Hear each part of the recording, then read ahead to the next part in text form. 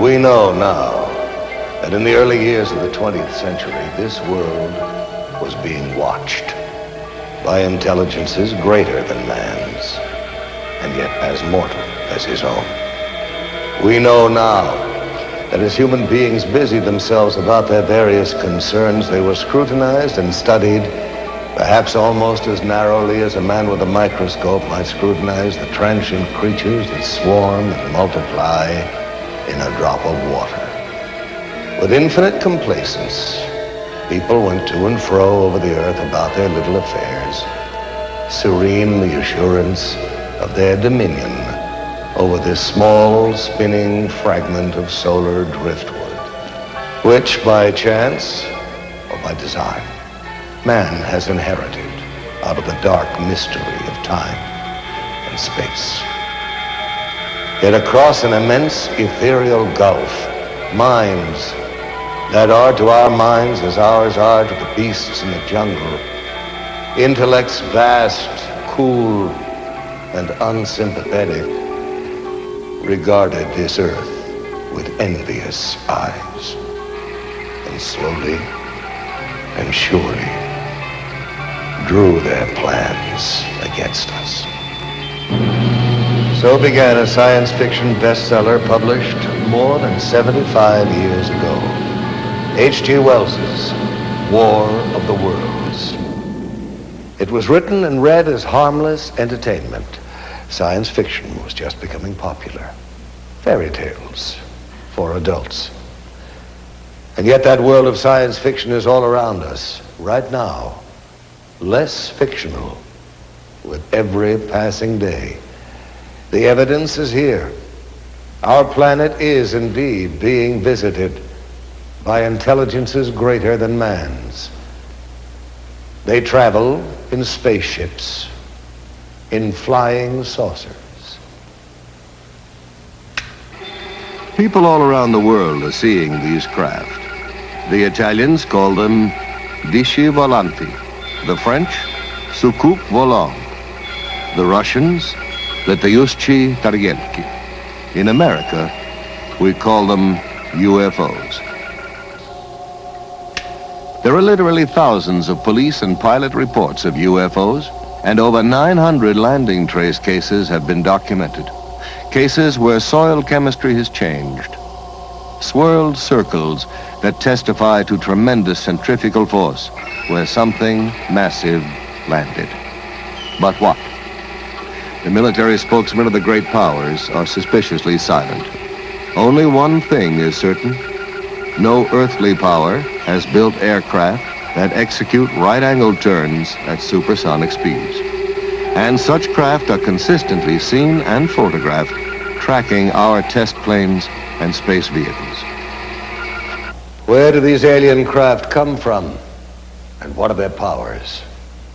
And why are they visiting us? Are they perhaps reminding us that we are part of a vast cosmic connection, that we have links, even kinship, with worlds beyond Earth? Or are they, as more and more people believe, trying to tell us that the knowledge we need to survive, to grow, is right here on planet Earth, hidden in our science and in our past? Our planet is in crisis, and some say all this has happened before, a long, long time ago, to that mysterious, fabled land, the lost continent of Atlantis.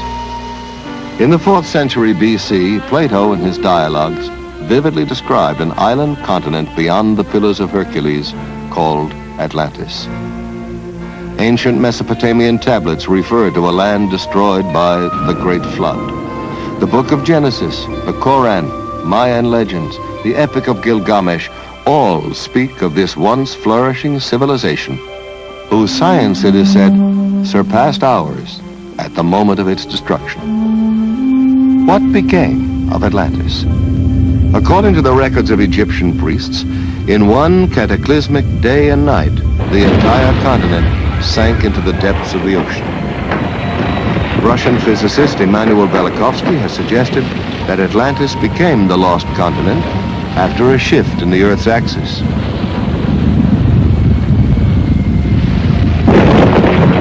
famous psychic Edgar Cayce believed that by misusing the powers of the mind and interrupting the evolution of the planet, Atlantis became the victim of its own perverted super science.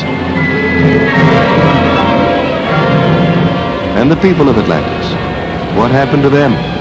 Were they all destroyed? Or did some survive the Holocaust and migrate by sea and air to other lands? Did some Atlanteans retreat into the ocean and establish a magnificent undersea kingdom that still flourishes there today? Or did they, with their advanced technology, escape into outer space? And have they perhaps, since man first left records on cave walls, been returning in their spaceships to observe us as we build the new Atlantis?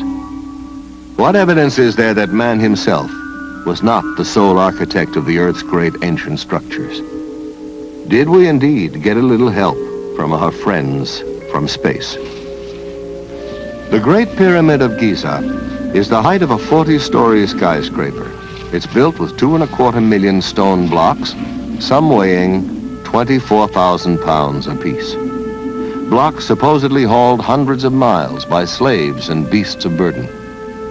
And what of the knowledge necessary for the construction of such a monument? We know now that the Great Pyramid was built facing true north in the exact center of the land map of the world. Not the known world of 2575 BC, but the entire world as we know it today. The only way its architects could have derived such calculations would have been to survey the Earth from high in the air, make a global map, project it flat, then draw meridians through the precise center of the map's land surface. Either that or the information was provided for them by someone else, someone capable of aerial reconnaissance. Some of the pyramids in Spanish America, land of the ancient Mayan, Aztec, and Toltec civilizations, predate even those of Egypt. Tiwanaku, the oldest city in South America, is said to have been constructed by a race of giants whose homeland was destroyed by a great flood.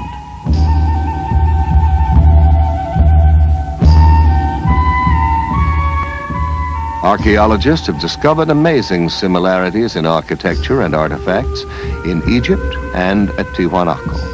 Similarities which have led some scholars to suggest that these two civilizations might have a common source. That perhaps Egypt was the principal colony of Atlantis in the Old World, while Tiwanaku was one of the drowned continent's colonial outposts in the New.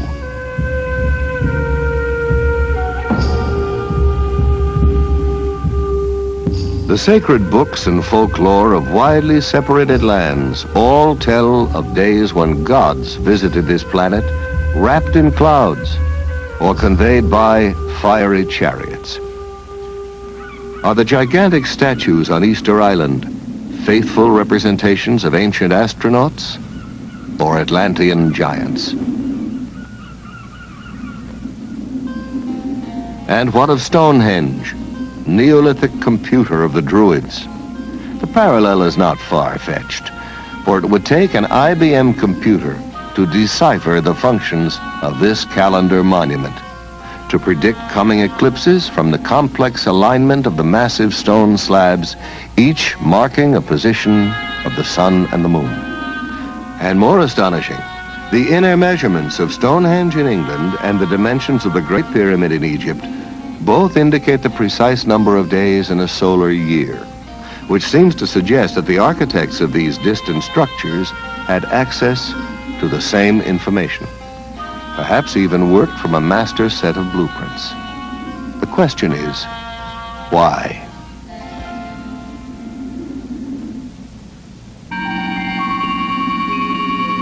Imagine, if you will, a single team of architects traveling from continent to continent, employing local people to construct navigational aids, great beacons that could be seen from craft orbiting planet Earth. Beacons still operational today.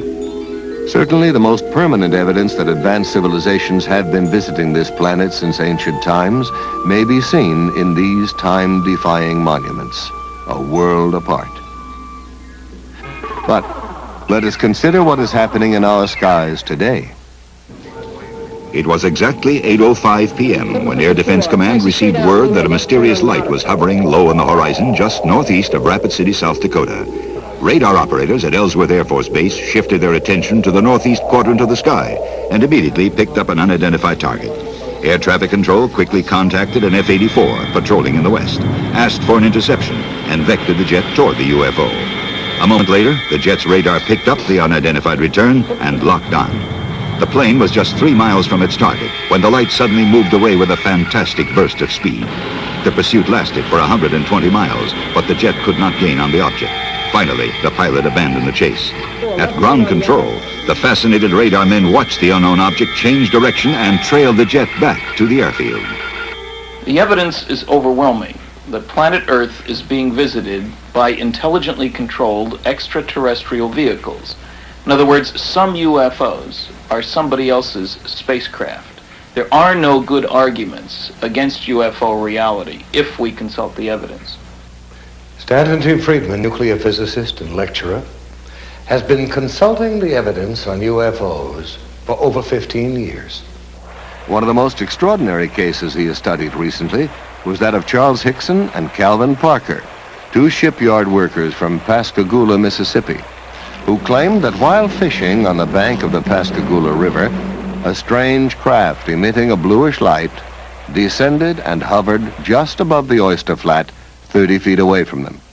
Hickson later described how 3 silvery creatures floated out of the craft, grabbed him, and floated him aboard. There was some kind of zipping sound, and when I turned around in this area out here, about 40 or 50 feet out there, there was some kind of craft, you know. It looked like it's going to come right onto the ground. But it came on down and hovered about a foot and a half or 2 feet off of the ground. But we didn't know what to do, you know. The river behind us and that out there not knowing what it was. So, and then before we had time to really do anything, it seemed like an opening appeared. Toward the end, it was, you know, toward us. And the blue light, it had blue flashing lights as it was, you know, approaching the ground, but then they went out. And when the opening appeared, some source of light came from the inside. It was just almost blinding. Some UFO reports are hard even for governments to dismiss, especially when there are photographs to support the witnesses. At approximately 15 minutes to 10 Monday evening, several citizens from the East Los Angeles area phoned our station and stated that they were observing what they thought was an unidentified flying object. After receiving several of these phone calls, Officer Wynkoop and I were dispatched into the East Los Angeles area to investigate these possible sightings. We observed the object traveling in a southwesterly direction and gave pursuit of the object. While in pursuit, I was passenger officer and I was broadcasting a pursuit to my division watch commander, Sergeant Tigroin of Hollenbeck Division, LAPD. During the pursuit, I managed to take one photograph. This photograph negative was booked into police property using this report and this divisional record number. The spacecraft was oval shaped on top and underneath, like a large pancake blown up in the middle. It did not have any dome like many of them have reported to have had. And it seemed to be about 200 feet in diameter and about 30 feet high. One of the best photographic sequences on record was taken of a UFO over Trindade Island off the coast of Brazil. Military and civilian observers on the Brazilian training ship Almirante Saldanha saw this metallic craft nearly 150 feet long moving in over the sea to circle the island. A professional photographer aboard the ship grabbed his camera and took these photographs, which were officially released to the world by Juscelino Kubitschek, then president of Brazil, as authentic UFO pictures. Evidence of UFO activity over water mounts steadily. Jacques Cousteau has reportedly investigated UFO sightings over South America's Lake Titicaca. Thor Heyerdahl saw strange glowing masses underwater during his famous Kon-Tiki voyage. And there are literally hundreds of reports from marine scientists and ship's crews of mysterious undersea craft. What is the connection between UFOs and water? Are extraterrestrials using the oceans of our world as highly developed bases for successive space expeditions? Or are these craft, as some people believe, piloted by descendants of Atlantean survivors who sought refuge long ago under the sea? What evidence is there to support this speculation? We now have the means to explore our ocean floors, and divers have located vast stretches of what appear to be the paving stones of giants. Stones as huge as the blocks that built the pyramids, crisscrossing the ocean bed in mid-Atlantic. Archaeologists have found the walkways and pillars of an ancient sunken temple off the coast of Bimini in the Bahamas. Are these undersea structures traces of one of the cities of Atlantis? Consider the mysterious triangle-shaped area in the Caribbean Sea that extends from the edge of the Gulf Stream about 150 miles east of Fort Lauderdale, Florida, to 40 degrees west latitude in the mid-Atlantic. Known in olden times as the Sargasso Sea, this area is a graveyard of the unexplained. It's a place where strange things happen to compasses. Strange things happen to time. Down through the centuries, this watery graveyard has claimed Spanish galleons, windjammers, steamships, supertankers, pleasure yachts, and aircraft. Almost all disappeared without trace, as if the tentacles of some mythical monster had reached out and seized them. This area is known today as the Bermuda Triangle, or Devil's Triangle. On December 5th, 1945, 5 TBM Avenger torpedo bombers under the command of Lieutenant Charles C. Taylor took off from Fort Lauderdale Naval Air Station on a routine navigational mission. Surface winds of 20 knots, skies clear, visibility unlimited. Suddenly, just 15 minutes before the flight was due to land, Fort Lauderdale Tower picked up Lieutenant Taylor's frantic voice. The time, 4 p.m. Calling the tower. This is an emergency. We seem to be off course. We cannot see land. Repeat, we cannot see land. What is your position? We're not sure of our position. We can't be sure just where we are. We seem to be lost. Assume bearing due west. Well, we don't know which way is west. Everything is wrong. We can't be sure of any direction. Looks like we're entering white water now. I tell you, we're completely lost. Then, at 4:25 p.m.,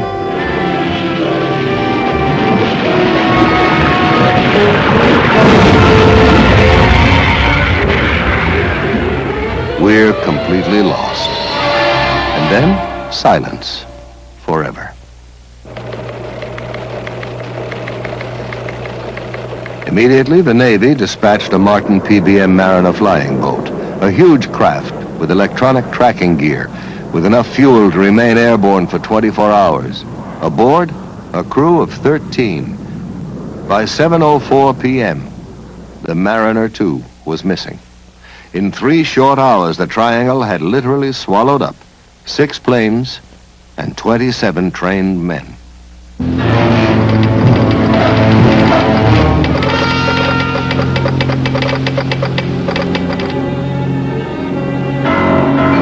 By dawn the following day, the greatest air-sea rescue search ever launched was underway. 242 aircraft and 18 ships scoured the area known as the Devil's Triangle, but not a trace was found. Not an oil slick, not a piece of wreckage, not a life raft. Nothing.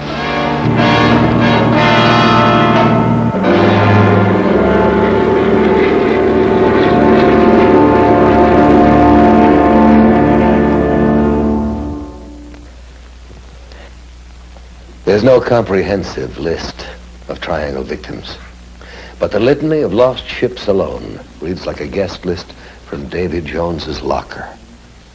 United States ship Nina, United States ship Grampus, the steamships Santa Clara, Star Ariel, the Home Sweet Home, the steamships Hewitt, Corner, Slocum, the Marine Sulphur Queen, the Southern District, the City Bell, the George Boston, the Raifuku Maru, and on and on and on. Ship names that descend from mythology, the steamship Rubicon, the Nereus, the Proteus, the Cyclops, the Constellation, the steamship Witchcraft. Theories about the triangle range from piracy to tunnels into other dimensions, other time zones. Physicists have suggested that the lost ships and planes may have been victims of a magnetic phenomenon that disrupts radio communications, causes flight instruments to malfunction, but there is no conclusive explanation. The ominous question remains. Is this area controlled by some unknown intelligence? We are currently spending millions of dollars exploring the ocean's bed. Project Moho drilled 600-foot shafts beneath 12,000 feet of water in an attempt to decode the mysteries of the Earth's crust. And along with archaeologists and oceanographers, parapsychologists are joining in the search to locate evidence of the legendary lost continent of Atlantis.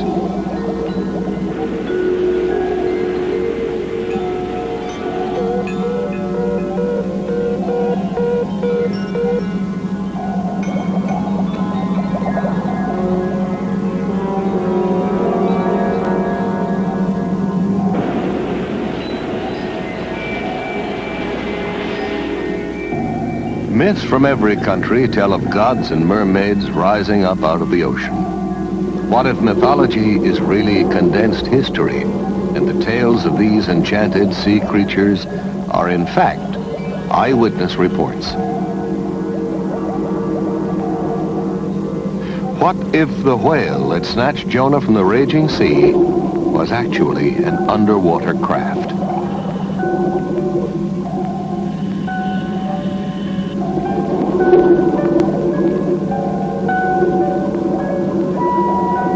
Undersea colonization may be a reality within our lifetime. Oceanographic institutes like Woods Hole and Scripps are collaborating with the government in undersea lab experiments to prove that man can live comfortably in an aquatic environment for extended periods of time. In order to survive under the sea and in deep space, man is developing new tools, mind tools, telepathy, clairvoyance, psychokinesis.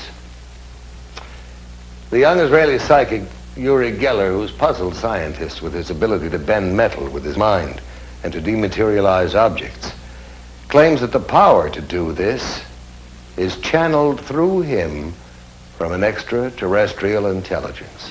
Well, if Geller is right, we all have a lot of new thinking to do. Meanwhile, the governments of both Russia and America are quietly sponsoring psychic research.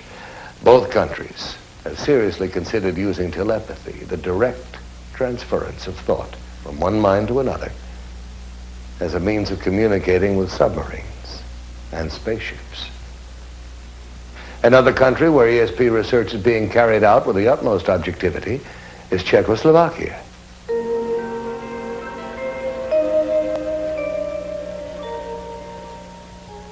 Here in a Czech laboratory, we are watching an experiment in telepathy. The subject is being placed in a deep hypnotic trance in order to free the unconscious to receive the message which will be relayed to him.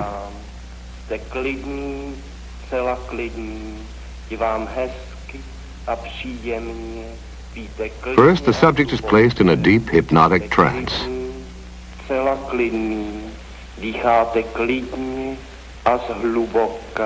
Hlubokým spánkem, spíte nejhlubším spánkem. In this experiment, it is essential that there be no outside interference, that the subject's mind be clear to receive the mental message that will be flashed to him. Now the experimenter, previously unknown to the sleeping subject, selects at random an envelope which contains the name of a spice, pepper. He tastes it, and then mentally tries to convey the actual taste of the spice to the hypnotized subject. Now the scientist is saying to him, what I taste, you also will taste. What is it? And the reply comes almost immediately, pepper.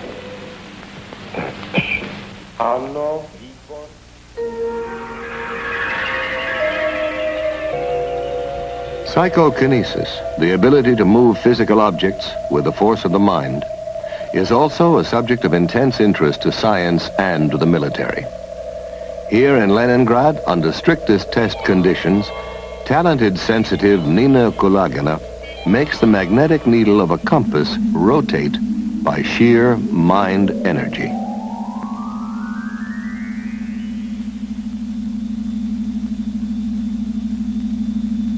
Russian scientists have found that while demonstrating this ability, the magnetic field surrounding Madame Kulagina's body is only 10 times less powerful than that of the Earth itself. Using this same energy, Madame Kulagina can also make non-magnetic objects like these matchsticks, shielded under glass, creep toward her across the table.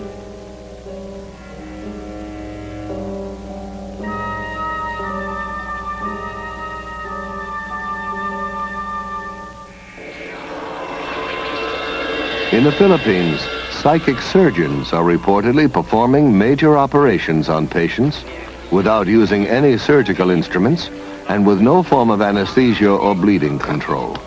Yet the surgery appears to be painless and paranormal healing takes place almost immediately. The most publicized of the surgeons, Tony Agpoa, is removing a pituitary tumor from the forehead of a California businessman, Donald Westerbeck, who flew to the Philippines after doctors had warned him of the risks involved in traditional surgery.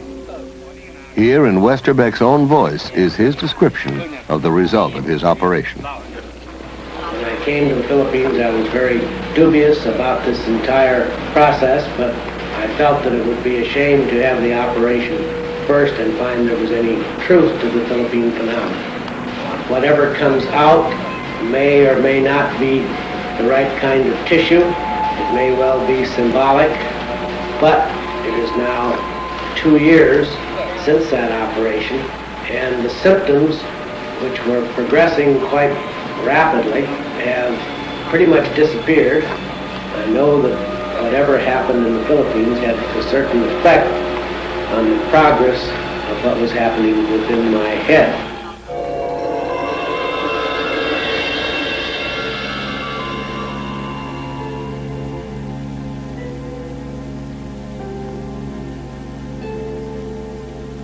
You're here for psychic healing. We have healers here who actually laying on of the hands. Now, whatever your ailment will be affected. In some cases sooner, in some cases a little bit later. You'll be subject to psychic healing. You'll also be subject to psychic readings. They'll help us determine what your particular problem happens to be. The healers have this energy that flows through them, imparting a psychic energy. And this energy will flow to whatever part of the body. I think that most people that really get into healing professions feel like they have some kind of healing ability. They may not know what it is, but I think they get into healing because they're kind of led into it. I mean, physicians, nurses, even chiropractors and others. Have you been doing any heat treatment or infrared or? Nothing. This observer is a licensed physician, an MD, one of the first to inquire into this unusual method of healing to see what it has to offer to his profession. Oh, absolutely. Absolutely. No, there's no known physical cause for rheumatoid arthritis, and not really for the other kind, osteoarthritis either. Our usual procedure is to take psychic readings. This is a group of gifted sensitives who possess the extraordinary ability to diagnose a patient's illness by a method known as body scanning. They record their estimate of the possible illness by picking up vibrations directly from the sick person or by holding something belonging to her. Sometimes there is an actual transference of pain from the sick person to the diagnostician.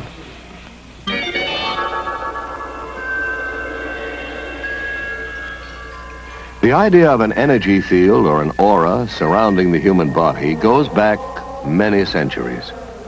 In biblical paintings, artists attempted to depict it by painting halos or aureolae encircling the heads of divine religious figures.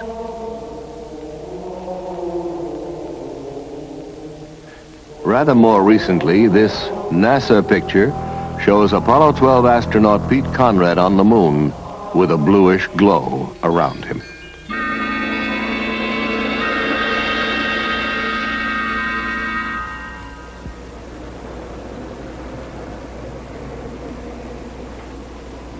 A leading American center of psychic research is the University of California at Los Angeles, where research psychologist Dr. Thelma Moss is experimenting with Kirlian photography, a revolutionary technique invented by Russian scientists Semyon and Valentina Kirlian, which captures on photographic plates the aura or energy field surrounding both organic and inorganic objects.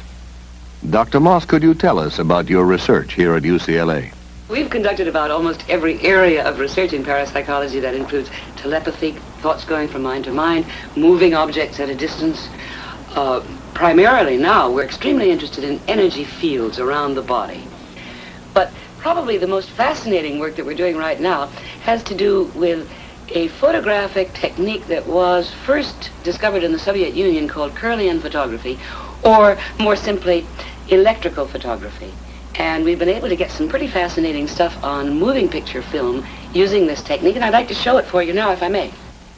Okay, I'm going to turn on the film projector here, and we'll be taking a look at some of our work in motion pictures. Due to the efforts of experimental researchers such as Dr. Moss, the technique of Kirlian photography may soon be of practical use in almost every area of physical science. Inorganic objects photograph very differently from organic objects. Coins have a steady corona. We get the illusion that there is movement going around it, but the actual corona itself is static and its boundaries fixed, whereas human beings show a remarkably different effect. This is the right index finger pad, and we can see how brilliantly around his finger there are flares, and the corona keeps changing its pattern. We took a young lady and asked her if she'd get drunk. Here she is, 2 finger pads on her right hand before she's had anything to drink at all. And it is rather a placid effect. After 4 glasses of champagne, we see that she's become considerably brighter and the gaps have closed.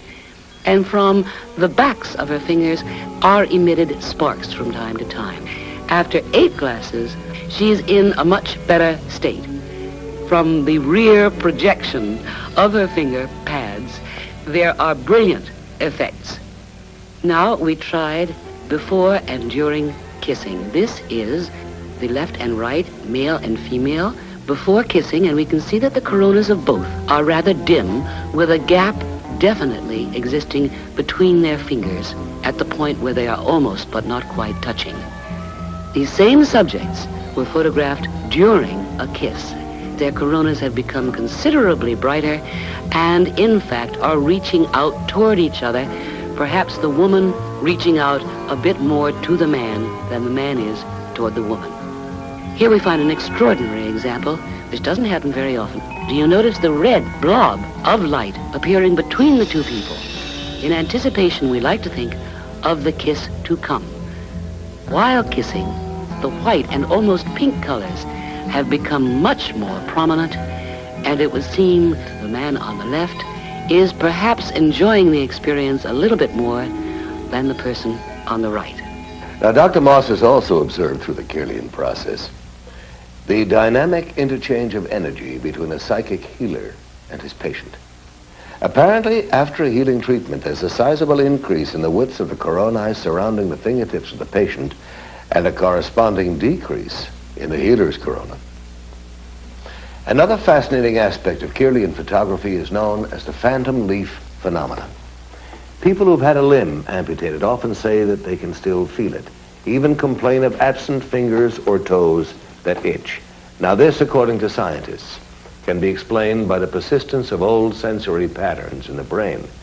But for years, psychics have claimed that they can actually see phantom limbs still attached to the body. And now the Kirlian technique supports their claim. In Dr. Moss's laboratory, first they photographed an intact leaf, then cut away part of the leaf and photographed it again. For a short time, a phantom counterpart of pure energy remained where the leaf had been cut.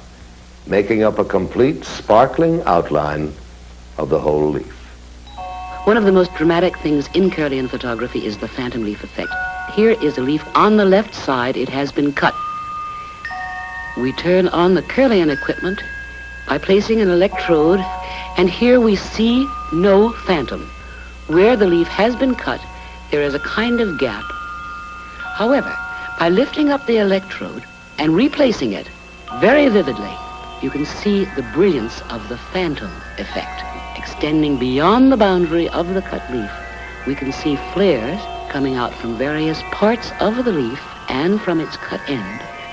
We cannot explain the effect. We simply know that it exists and that we can take it. About 30% of the time, we obtain this phantom effect.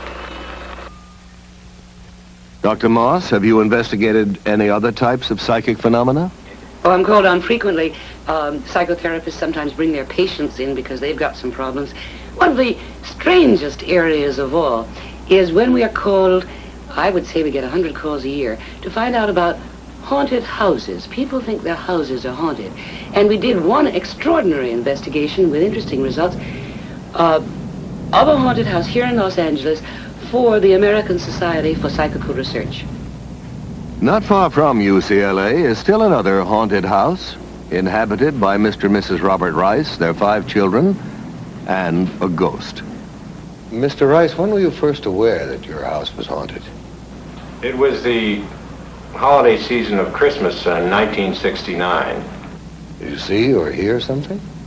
Well, it was more of a feeling than either sound or sight. It was one of these things that there was an extremely strong presence in the house, and I got up, I'd say it was 1 or 2 o'clock in the morning, and began to look around the house. I searched all the rooms expecting to find a burglar, but there was no one in the house, but a very, very strong presence. Soon after this, Mr. and Mrs. Rice called in a psychic to find out if their house was indeed haunted. They were told that the ghost was that of a young architect who had become very disturbed and hanged himself upstairs in the attic bedroom.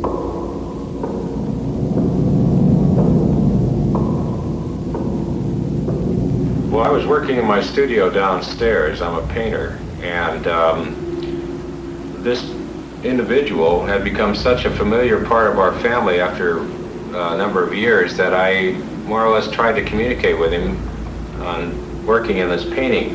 I saw a man about 5'7", very thin, dark complected, wearing a white shirt rolled up to the sleeves, open collared dress shirt, dark pants, and black shoes. There was an immediate effect of the painting taking shape. It was almost as if it were directed, although I didn't move my hand. It's not really a painting of him as he looks, it's more of a feeling of his personality. The California Society for Psychical Research came to the Rice's house to investigate the case.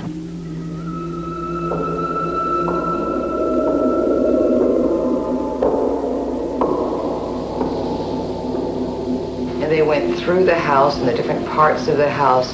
Wherever they were, that they felt something, they would record that. They felt very strong feelings of him upstairs where he was supposed to have hung himself.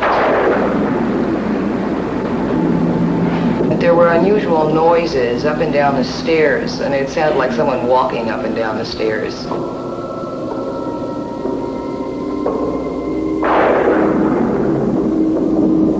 They also saw him in the same light and described him in the same manner that we had seen him.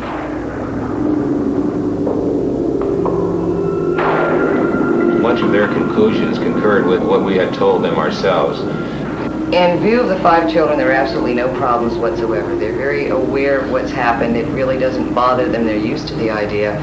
We've never been afraid of him, and it's never bothered us living here, and we've been here for 5 years. Actually, we've kind of enjoyed having him as a silent member of the family.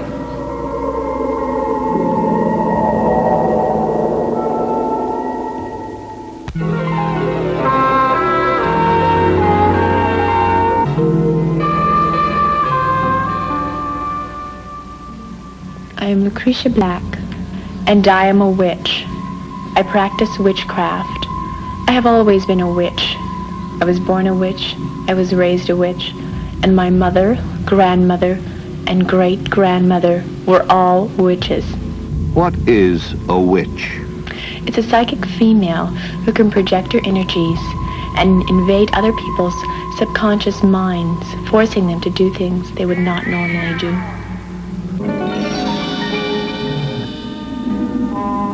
This is Witches' Mill in England, where in the Middle Ages, witches practiced their ancient art. There are witches who worship nature spirits and use plants and herbs to make potions for the sick. Witches who cast spells to dry up a neighbor's cow or blight his crop. Witches who wore charms and amulets to dispel the dark forces. In England, in medieval times, the church burned and hanged witches, blaming them when someone became sick or died. In France, Joan of Arc was burned at the stake because the church was afraid of her amazing psychic powers. Down through the ages, people with psychic ability have been falsely accused of being witches. And as recently as 1970, in San Jose, California, an ordinary Midwestern housewife was charged with practicing witchcraft.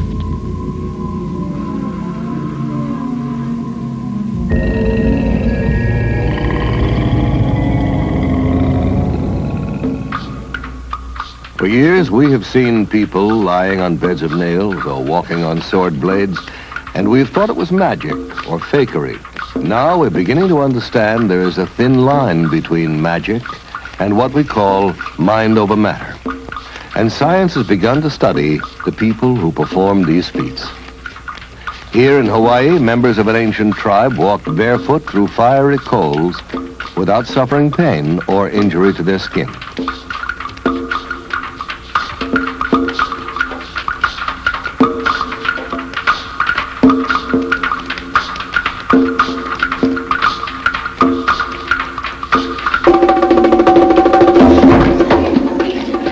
All around the world, highly specialized rituals are performed that tug at the deepest unreasoning levels of the human mind. In Brazil, voodoo cults still flourish. Ceremonies are enacted where voodoo priests invoke the spirits of the dead to take vengeance on the living. Animal sacrifices, chanting, beating drums incite the crowd to near hysteria.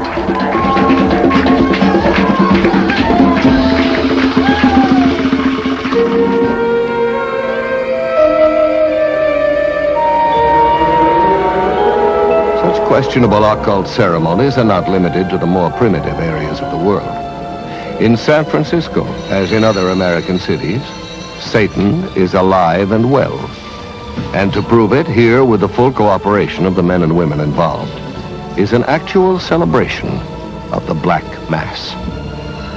In nomine Dei nostri, Satanas Luciferi excelsi. In the name of Satan, the ruler of earth, King of the world, open wide the gates of hell and come forth to greet me as your brother and friend. Grant me the indulgences of which I speak, for I live as the beasts of the field, rejoicing in the fleshly life. I favor the just and I curse the rotten. By all the gods of the pit, I command that these things of which I speak shall come to pass. Blessed are the strong, for they shall possess the earth. Cursed are the weak, for they shall inherit the yoke. Blessed are the bold, for they shall be masters of the world. Cursed are the righteously humble, for they shall be trodden under cloven hoofs. Command for act! Command for act! Hail Satan! Hail Satan! Hail Satan!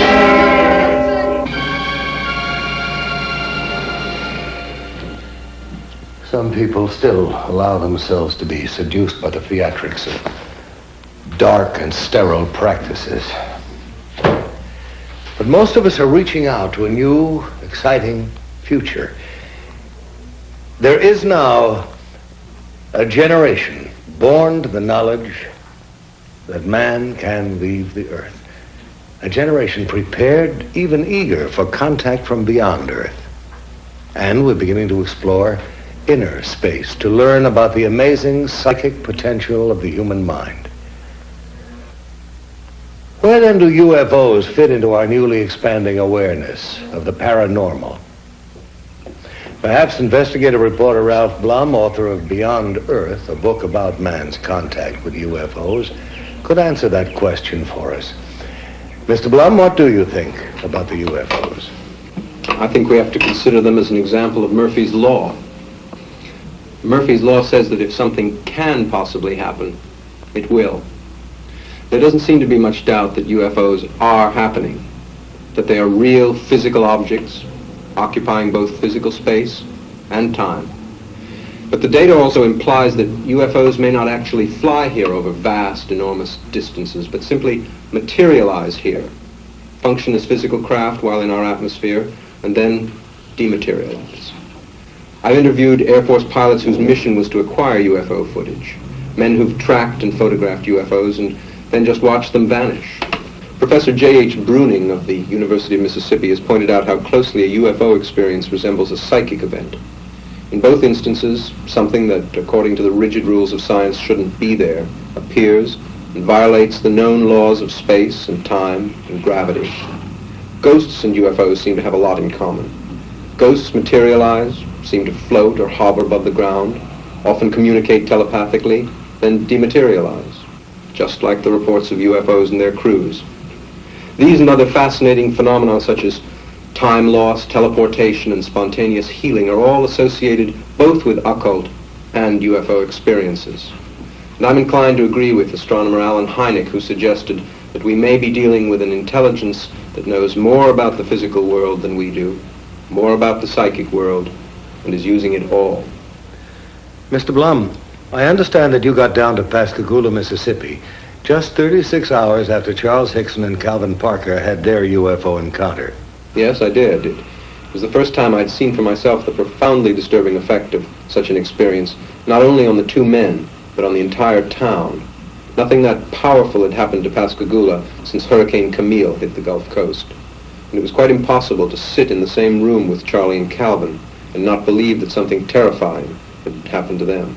They had me one on this arm like this, and on the other one, they had my other arm like that. And I just seemed to lift up to the same height they were off the ground, and we just moved into the craft. Now inside, how did they lay you out? Do you remember how it happened? Yes. I didn't see any tables or chairs or anything in there. I'm not saying it wasn't in there because the light was almost blinding, but I didn't see any.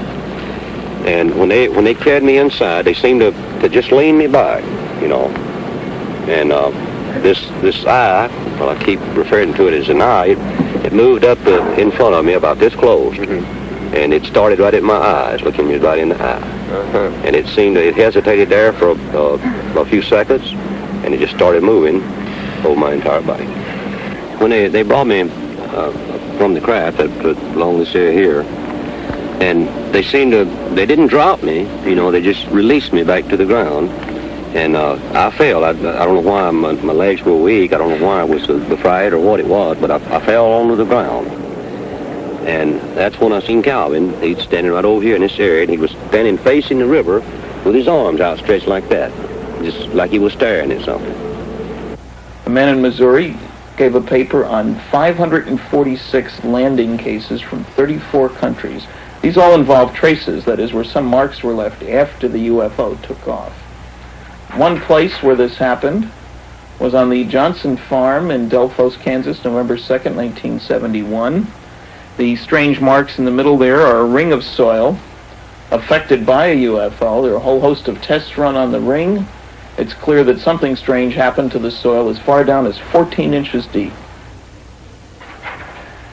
To give you an example of what happens to soil, the soil on the left was from that ring, obviously different in color and texture, and I might say from laboratory tests also different in composition from the normal soil on the right.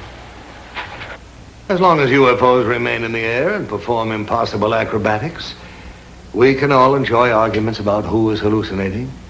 And the military can tell the anxious citizens you did not see a flying saucer. That was Venus, or swamp gas, or migrating geese, or whatever. But all that changes when the UFO lands and aliens disembark. One of the most amazing and agonizing of such experiences involved a couple named Betty and Barney Hill. While driving through the White Mountains of New Hampshire in 1961, the Hills lost several hours on the road. Unable to account for the missing hours and plagued by recurring dreams, they finally sought psychiatric help. While under time regression hypnosis, both Barney and Betty Hill relived being taken aboard a strange, glowing craft manned by beings not of this earth. While aboard, they were given an extensive medical examination and told that they would not remember what had happened to them. This is a model of one of the UFO occupants as described by Betty Hill under hypnosis. They were under 5 feet tall, with grayish skin, and communicated by some sort of thought transmission. In contrast, the creatures that floated toward Charles Hickson appear to have been servo mechanisms or robots. The pointed spike ears prompted astronaut Brigadier General James McDivitt to suggest that they were probably some kind of advanced radar device. Another version of what they look like, this is a drawing made by an artist, a composite based on hundreds of eyewitness reports. And obviously most landings don't get reported. This character is about 4.5 feet tall or so, 2 arms, 2 legs, a head and a body, slightly different facial features, obviously not like any of our friends down here on Earth.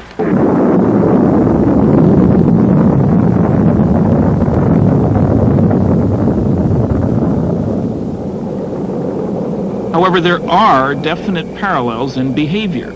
They have Earth excursion modules, which behave very like our lunar excursion modules. Take our Apollo program. We have strange-looking flying craft carried on board a launch vehicle. They hover out in the boondocks on the moon, land, a couple of humanoid-looking creatures climb out, wander around, pick up rock samples, play games, then re-enter their craft, lift off, disturbing the soil behind them, rendezvous with the mothership, and zip off toward another planetary body. The same sequence, in fact, that have been observed here by UFO witnesses. One of our pioneer astronauts was Brigadier General James McDivitt. In 1965, General McDivitt spent 4 days in outer space as command pilot of Gemini 4. General McDivitt, have you ever seen a UFO? Yes. During my flight on Gemini 4 in 1965, I saw an object in space fairly close to our spacecraft that I could not identify. It looked to me like maybe the upper stage of another rocket. I tried to take some pictures of it, but unfortunately the pictures did not come out properly. We never were able to identify what it was, and all of our ground radar tracking data indicated that there shouldn't have been another object anywhere near us at the time. General McDivitt, do you know anyone else who claims to have seen a UFO? Well, yes. As a matter of fact, I know all kinds of people who claim to have seen them. Some of them are very legitimate, and some of them I think are just having fun. I had an opportunity recently to meet a gentleman from Mississippi who claims to have actually been taken into a spacecraft. And quite frankly, I believe that that gentleman is telling what he considers to be the truth. He wasn't looking for publicity. He wasn't trying to be funny. He was trying to be very honest. He was very sincere. And quite frankly, I walked away from the whole conversation with him believing that what he said is true as far as he's concerned. Well, I kind of thought it was people at first, you know, off like that. But of course, when they appeared there in front of me, it was the most shock I've ever had in my life. They were shorter than me. I'd say about 5'2" or 3", and they didn't have a neck. The head, it seemed to come directly to their shoulders. And it had something that came out to a point about where a nose would be, and on each side, the ears. And I believe that they looked like they were a little longer on the ears than the nose. But it seemed to me when they came out that doorway, or that opening, or whatever it was, then just almost instantly, they were right there on us. Their arms, they had arms, and I saw the arms moving here and in the shoulders. But they had weld. I mean, their fingers were webbed, and then they had something like a thumb, and they were like this. Tell me about the lie detector test. When they were asked to come over here to talk to these people, they had in their mind that it was just a big joke. And if I understand it correctly, they ran one test on Mr. Hickson. The machine showed that he was telling the truth. Then they run another one, And then the examiner, he began to wonder himself. So he ran the third test, and he believed just what Mr. Hickson had told him. Sheriff Diamond, can you tell me just what happened that night? We questioned them at length. And then we left the room and recorded every all the conversation they had. Recorded between the two of them. And one of them kept wanting to pray. And he said, after all I went through on this earth, he said, why should I have to see something like this? Calvin Parker, I was questioning him, and at one time he wanted to climb the wall. That's how nervous and how shook up he was. But since I was down there, and since I was a physician, and several other scientists and investigators were asked to consult and look into the situation, I was asked, would I mind if I would be present, and I said I wouldn't mind at all. And while it is still very difficult for us to believe that a spaceship landed and that robot-type creatures came out and actually took these two people into the spaceship, these men, in my opinion, believed that they saw this and that they were being honest in reporting what they have reported. Charles Hickson's story is not unique. UFOs first soared into the news in this country in 1947 when pilot Kenneth Arnold saw 9 disc-shaped objects skimming along at high speed and in an unconventional manner, like a saucer would if you skipped it across water. A newspaperman who interviewed Arnold coined the term flying saucer, and over a quarter century of sky watching began. For 28 years, these metallic disc-shaped craft, tens of meters in diameter, have been seen around the world, from Paris to Papua to Pascagoula. Although science has failed to supply a generally accepted explanation of UFOs, the subject has been investigated by the United States Congress. In 1968, Congressman J. Edward Rausch of Indiana chaired the House Committee on Sciences and Astronautics Symposium on UFOs. Congressman, do you believe UFOs are somebody else's spacecraft? Well, I hesitate in answering the question only because of this. I don't know, but my imagination tells me that perhaps, just perhaps, there is something that would permit a man to travel faster than light. Perhaps there is something that would permit an intelligent form of life from another planet revolving around another star to make that long trip. And that way they left out hundreds of reports by... For more than 20 years, Major Donald E. Kehoe, U.S. Marine Corps retired, has been reporting on the world of flying saucers. I understand, Major Kehoe, that like physicist Stanton Friedman, you believe that we are being visited by intelligently controlled vehicles from other planets. I do, and I agree with the Air Force. They've had a secret conclusion to that effect since 1948. A few years ago, I conducted a symposium here on Capitol Hill, and the participants of this symposium were scientists of some renown. They were scientists who had an interest in UFOs, and during the course of that symposium, photos were presented which purported to be UFOs. One of the scientists who analyzed the photographs at Congressman Rausch's hearings was Dr. Robert M.L. Baker, Jr., who has consented to evaluate for us 2 UFO films from the files of the Smithsonian Institute in Washington, D.C. We see here the Montana 1950 film showing 2 bright objects taken by Nicholas Mariana of Great Falls, Montana. The natural phenomena that is often given as a source of these images is airplane reflections. Airplanes, unless moving at unrealistically high speeds, would have to be so close to the observer as to be identified as airplanes in order for them to portray the kind of motion seen on the film. I don't concede these images to be airplanes, airplane reflections, comets, or other well-understood natural phenomena. We don't know whether these are sophisticated weapons. Everyone denies that they are. Our own country denies that they are sophisticated weapons of this country. This film was taken in 1952 by Delbert Newhouse, a Navy photographer, near Tremonton, Utah.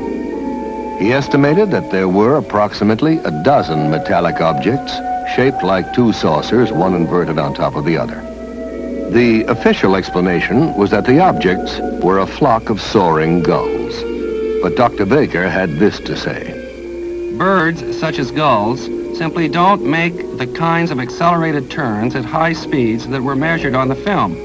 There also exists some meteorological data that would indicate that there were no updrafts that could have allowed the birds to maintain flight for long periods by simply spiraling.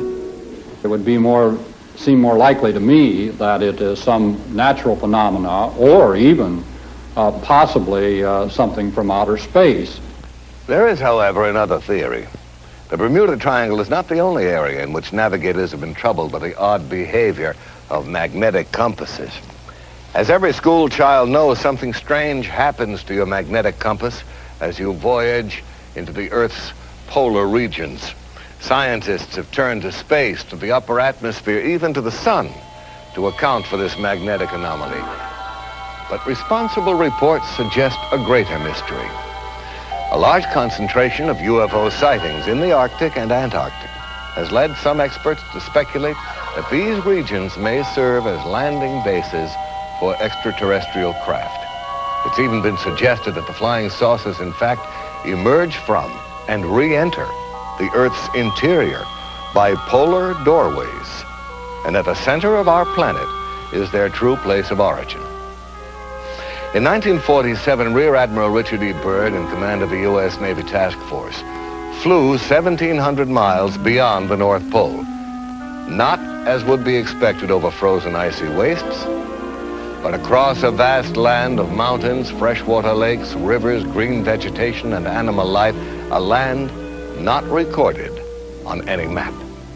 From the evidence provided by Admiral Byrd and other famous explorers of the Arctic and the Antarctic, it has been suggested that the Earth is not, as we have been taught, a solid sphere with a fiery center of molten metal, but is in fact a hollow shell in which a small amount of the original fire remains to form a central sun capable of emitting light and of supporting plant growth. It has even been claimed that the huge mammoths found frozen in the polar ice are not prehistoric, but were animals from the Earth's hollow interior that wandered to the surface and froze to death. Proponents of this theory estimate that the Earth's crust is approximately 800 miles thick, with openings at its polar extremities. They suggest that Admiral Byrd and other explorers actually entered the openings leading to the Earth's interior without knowing it. These explorers assumed that they were still traversing the outer surface because the downward slope of the entrance is so gradual and because they could not see the other side of the opening, which is hundreds of miles away. Almost to a man, scientists ridicule the hollow Earth theory. They will tell you that the only hollow spaces anywhere near the poles are located in the heads of those who believe in the theory. And yet a number of disquieting questions remain unanswered. How then do we account for the warming effect, the presence of increasingly warm winds as one travels north beyond 70 degrees latitude? Why do these winds carry enormous quantities of black dust? Why does colored pollen stain the snow red, green, and yellow over thousands of square miles of the Arctic? Why are all icebergs composed of fresh water? And why do explorers find tropical seeds and plants and even trees floating in the fresh water off these icebergs? Where do all these things come from? Well, the answer to these questions is obvious to anyone who believes in the existence of an unexplored region hidden in the Earth's interior. But the hollow Earth theory is not limited to this planet. In his book, A Journey to the Earth's Interior, Marshall B. Gardner discusses the bright lights seen shining from the polar caps of Mars, Venus, and Mercury. Concludes that these planets also have hollow interiors and central suns. According to Gardner, the aurora borealis, the northern lights, result from the rays of that central sun inside the Earth, projected through the polar opening into the night sky.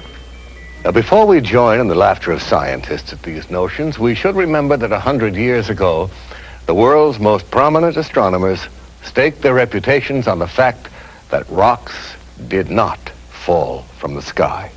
Today, these rocks are called meteorites. Science, like any living thing, must grow. Now, one of the crucial new questions for scientists is how to travel through deep space. Are there cosmic arteries, openings maybe in the fabric of the space-time continuum? In the past, man ascribed immortality to the stars. But now we know that, like ourselves, stars are born, grow old, and eventually die. At the end of their lifetime, stars only a little heavier than our sun suddenly blaze up in a supernova explosion, becoming giant galactic flares that collapse into white dwarfs and then eventually burn out to become black dwarfs, each about the size of the Earth. If the star is somewhat heavier, it will collapse to a much smaller and far more compressed neutron star about 10 miles in diameter. But what happens to stars at least 3 times the size of our sun? Those which do not reach a quiet old age as a neutron or dwarf star. Scientists believe that the collapse of these enormous stars is so powerful that once it begins, nothing can ever stop it. They continue to shrink until the gravitational field surrounding them is so strong it becomes completely closed off from the rest of space. Nothing that enters this region can ever escape, not even light. And so these stars become invisible black holes in the fabric of space. Stars that have blinked out and died, yet are still there, exercising a devastating effect on every particle of matter that enters their gravitational fields. Where gravity is so intense, it warps space, imprisons light, halts time. Astronomers are now speculating about the possibilities of huge rotating black holes in which the tremendous distortion of time and space is so extreme as to generate a passageway to another world.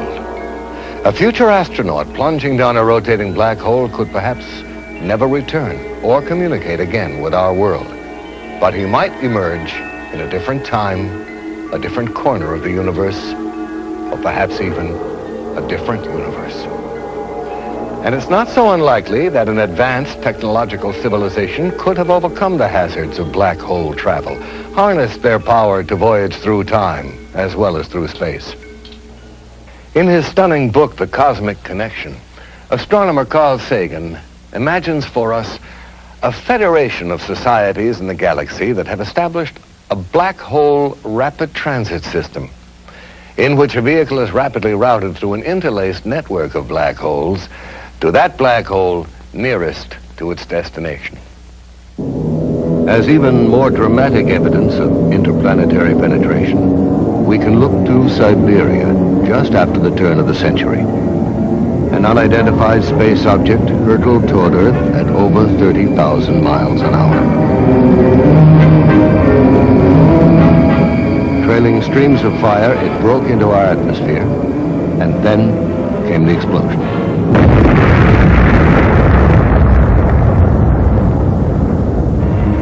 Equal in force to a thermonuclear blast.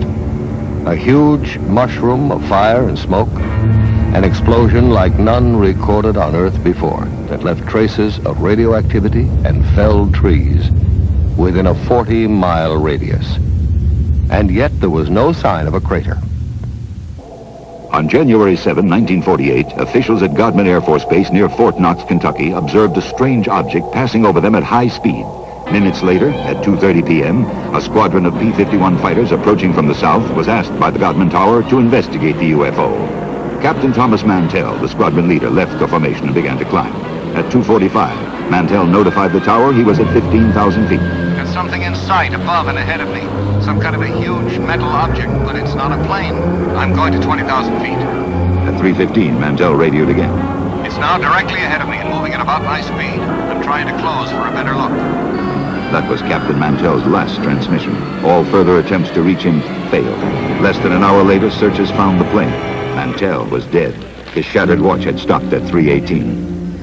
Does our military have in its possession the twisted metal remains of crashed UFOs, the charred bodies of space crewmen? I don't know. There are no easy answers. But one thing is clear. With the formidable resources at its disposal, the American military has to have the best collection of UFO data in the world. And I really think it's time they shared that data with the people. I must say I have some sympathy for the military, especially the Air Force, whose province is, after all, the wild blue yonder. What do you do when something unknown is penetrating your airspace and you can't cope with it? The bureaucratic solution seems to be, when in doubt, classify.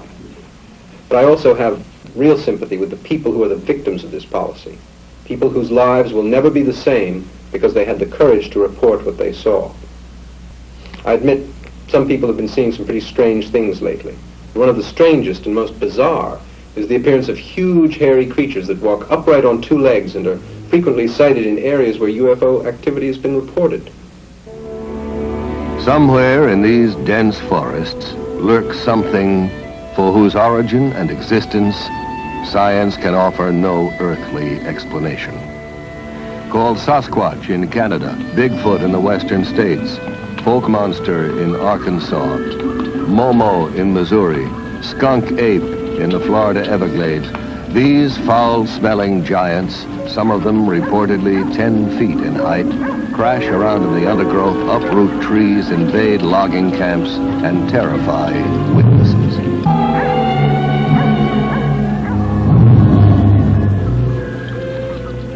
What are these creatures? Where do they come from? How did they get here? Recently, an astonishing number of Bigfoot reports have coincided with UFO sightings and landings. Are the UFOs dropping these creatures here to see if they can live on our Earth? And why has no one found any bones or the remains of one of them? Do these giants, as psychic Peter Herkus claims, decompose into powder when they die? Or are they perhaps picked up again by the UFOs to be examined in alien laboratories?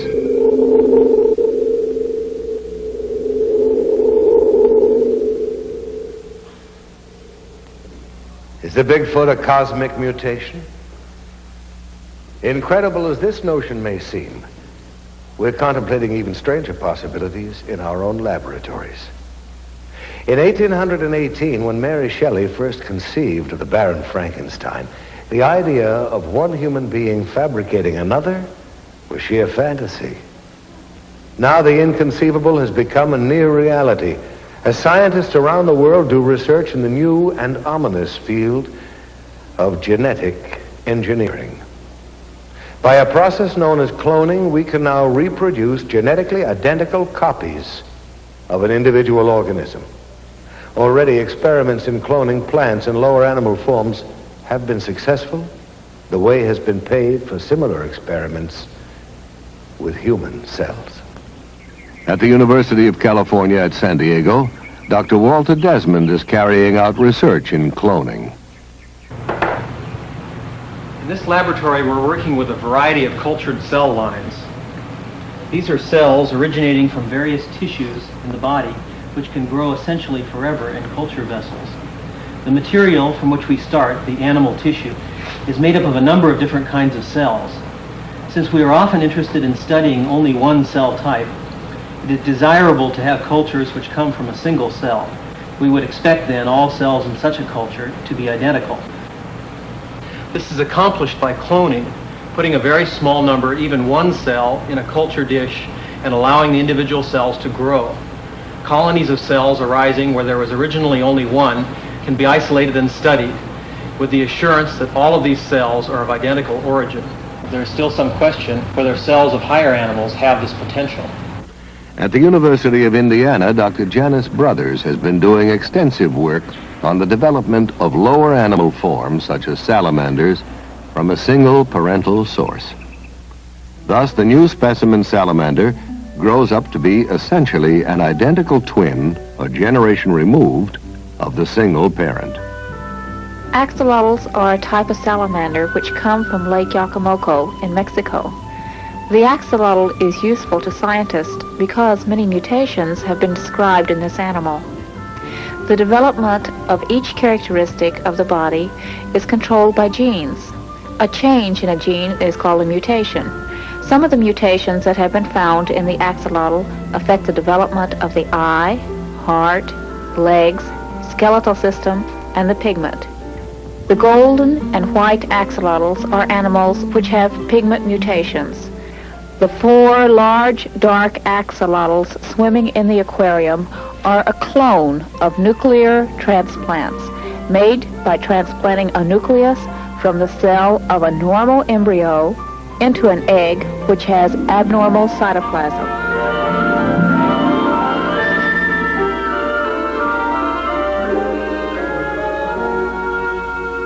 First, man thought that only man possessed communication systems. Then we made friends with the dolphin. And now plants take their place among the communicating life forms of this planet. Since 1969, Marcel Vogel, a senior research chemist at IBM, has been actively engaged in the study of man-plant communication. Vogel believes not only that plants respond to our thoughts, but that they are supersensitive instruments for measuring our emotions. Working with green broad-leaved houseplants like this philodendron, Vogel wraps a copper wire around the plant and attaches a small stainless steel electrode to the plant leaf. The wire is then hooked up to an amplifier and polygraph recorder, and he is ready to establish a stable baseline, a sort of plant heartbeat on the graph. One of the earliest experiments that we did was the threat of attack. With the help of his assistant, Chuck Mignosa, Vogel will now attempt to project thoughts of attack and then monitor the plant's response. So what I'd like to have you do, Chuck, is to build a strong thought form of an attack. Chuck, think a strong thought of attack and then commit the act on the plant. Any shift of the needle on the graph is regarded by Vogel as a response from the plant. When the needle jumps wildly, it is the electrical equivalent of a human scream. Next, we will see both Marcel Vogel's and the plant's response to his assistant, Tom Montalbano's directed thoughts. Both the plant and Marcel Vogel are tied into the narcophysiograph biofeedback machine. This is the plant response telemetered through the stainless steel electrodes. Here is Marcel's galvanic skin response.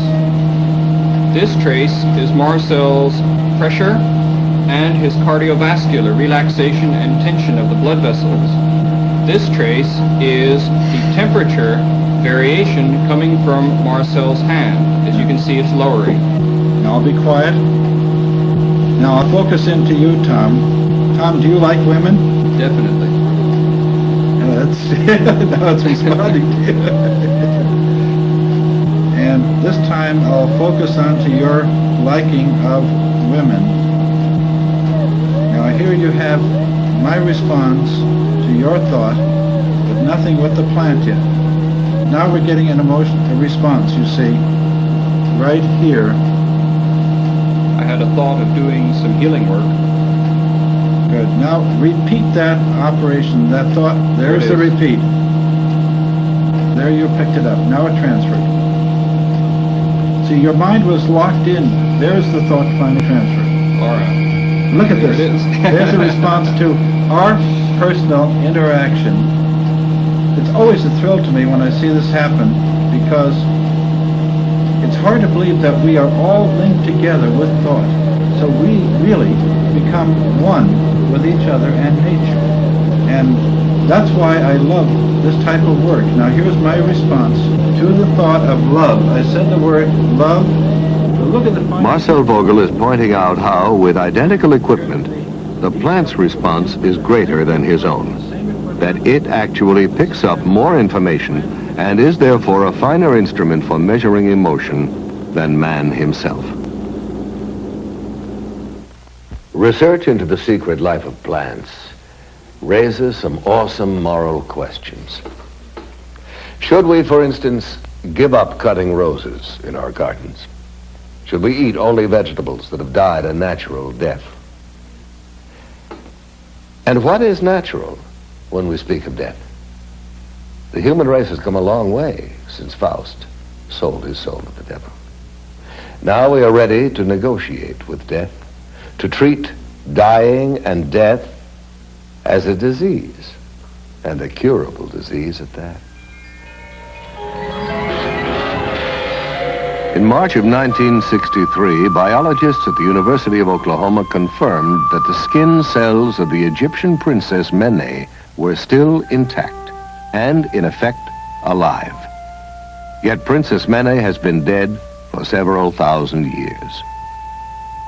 Ancient Egyptian priests apparently knew many of the secrets of life preservation, secrets we are now in the process of rediscovering through a branch of science so new that most people have never heard of it. The name is cryonics. Cryonics is a program of extended life.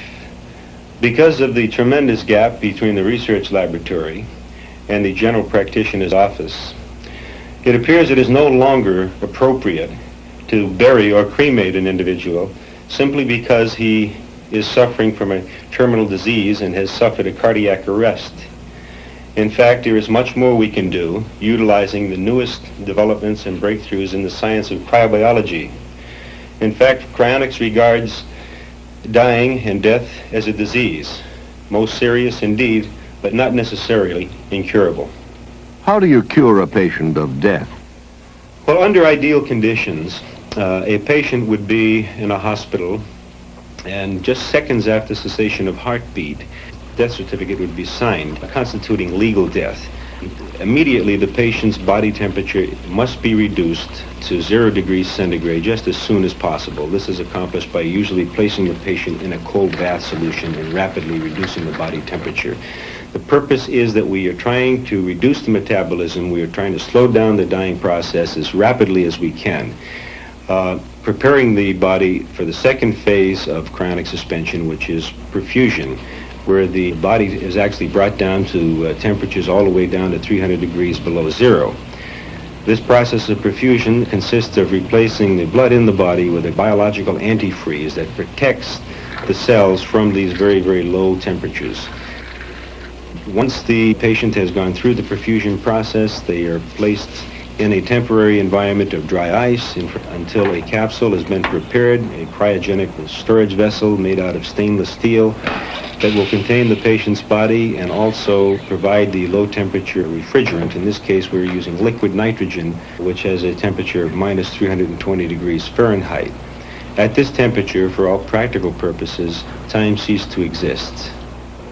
We are not in the business or interested at all in freezing dead bodies and trying to bring them back to life. In fact, what we are doing is we are slowing down by utilizing low temperature biology. We are slowing down and stopping the dying process just as soon as it legally becomes possible.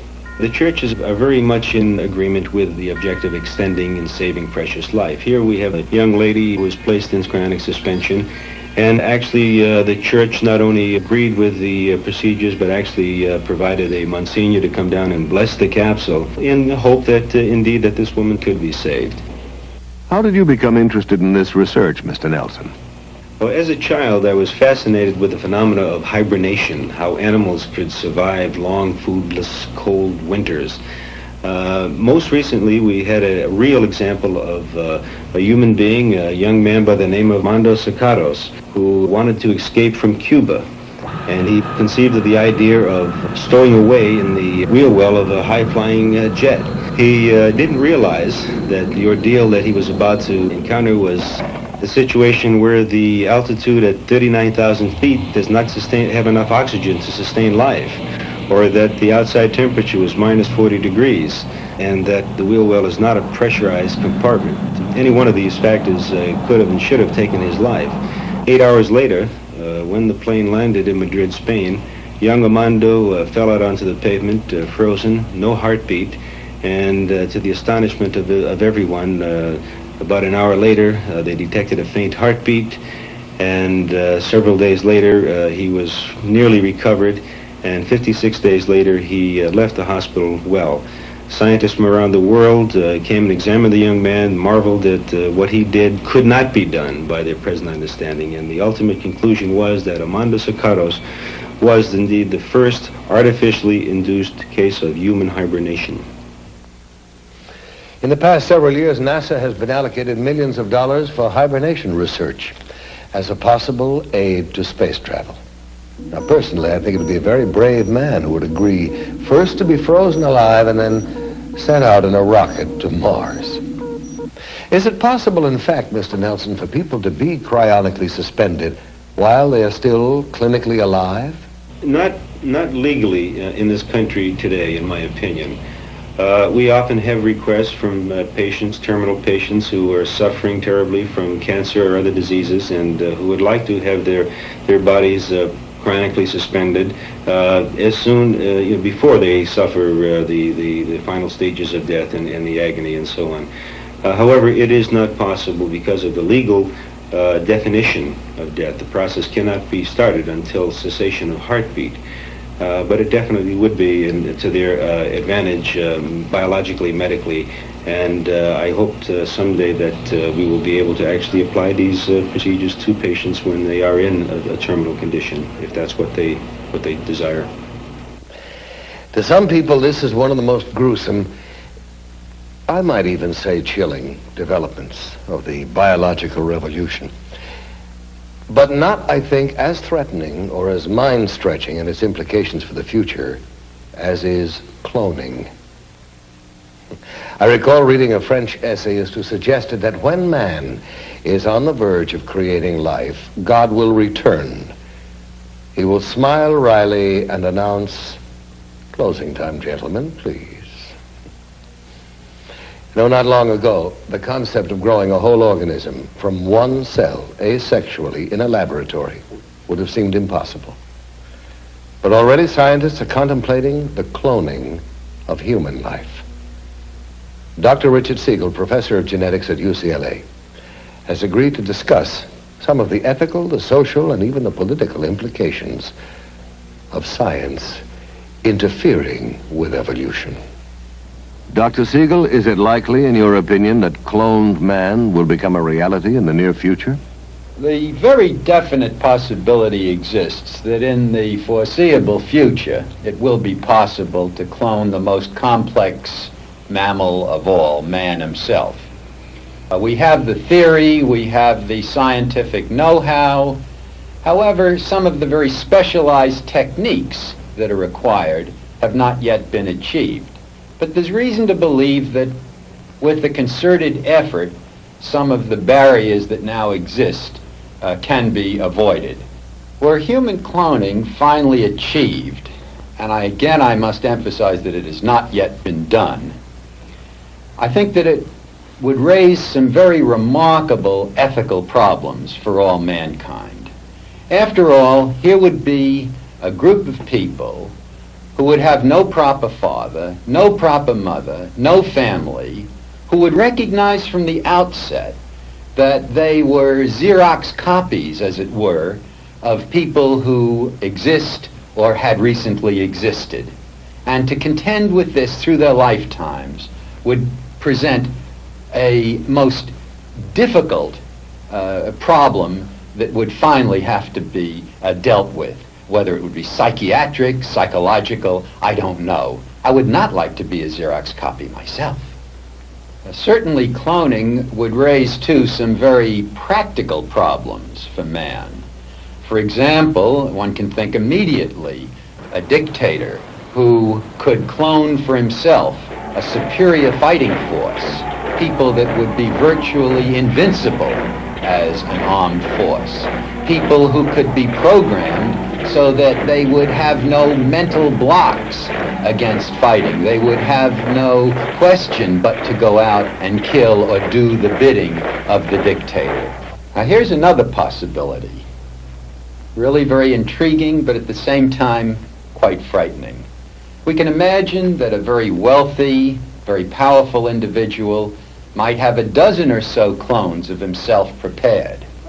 And these could be kept in storage, as it were, and could be used when called upon as a source of spare parts.